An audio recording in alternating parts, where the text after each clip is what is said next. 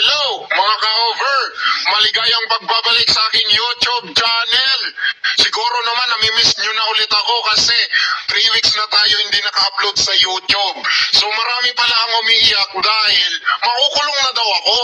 Meron daw nagkakaso. Huwag kayo umiyak guys, huwag kayo mag-alala kasi hindi ako makukulong. So ang nagkaso pala dito, ito yung Alicia.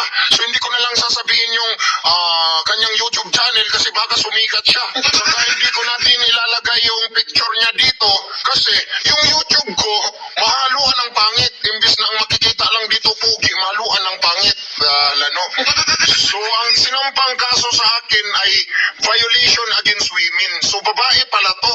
Sabi kasi ng ibang nagko-comment, bakla daw yan eh. Halano. So gagana lamang ang kasong ito kapag merong rape threats or pagbabanta ng rape. So meron nga bang pagbabanta ng rape? Ang sagot dyan ay wala.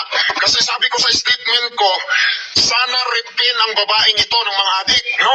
Sim lang siya na sana ma-rape ka ng mga adik. Oh, doon pa lang sa words na sana, wala na kaagad pagbabanta doon. O, di ba? Kasi merong sana. O, di ba?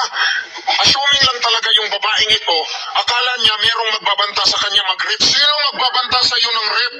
Sa itsura mo na yan, may mangre-rape sa iyo. Assuming. Sabi nga ng mga nagko-comment, sos, kahit adik, takot sa iyo mag-rape kasi ikaw yung tagapagtanggol ng mga adik eh. Dahil sinabi ko na sana rapin siya ng mga adik, doon pa lang sa words na sana, wala nang pagbabanta.